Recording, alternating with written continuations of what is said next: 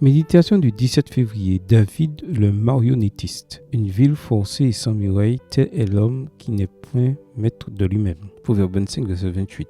Aujourd'hui, je veux t'inviter à jeter un œil à une histoire très connue, l'adultère de David avec Bathsheba. Tu peux lire l'histoire complète dans 2 Samuel, le chapitre 11. Cette histoire présente le côté obscur du roi David et jusqu'où il était prêt à aller pour obtenir ce qu'il voulait. En fait, une lecture attentive révèle que tout ce qui s'est passé depuis l'invitation de Bathsheba au palais jusqu'au meurtre d'Uri s'est produit parce que David le voulait. Le narrateur ne laisse aucun doute. David vit la femme, voir verset 2, envoya prendre des informations sur elle, verset 3, et envoya des messagers pour la chercher, verset 4, et coucha avec elle. Après avoir couché avec Bathsheba, et dans un rebondissement paradoxal de l'intrigue, c'est la femme qui envoie annoncer à David qu'elle est enceinte, voir verset 5. Puis nous voyons à nouveau David prendre le contrôle des situations et des gens, faire venir Uri, voir verset 6, renvoyer Uri chez lui et envoyer un cadeau de la table royale, voir verset 8. L'autre jour, il invite un banquet et l'enivre, voir verset 13. Envoie une lettre organisant tout pour qu'Uri meure au combat, voir verset 14. Et prend finalement Bathsheba pour épouse, voir verset 21. Le narrateur présente David comme un grand marionnettiste, capable de tirer les ficelles et de décider du sort des villes et des hommes, mais incapable de contrôler ses propres pulsions. David a le pouvoir de décider de qui vit et qui meurt, mais il ne peut pas se contrôler. Dans le verset d'aujourd'hui, Salomon, qui était le fils de David et de Bathsheba, coïncidence ou providence, souligne que celui qui ne sait pas contrôler ses pulsions est comme une ville sans mur, exposée au danger. Dans une interview réalisée par ABC, le docteur Roy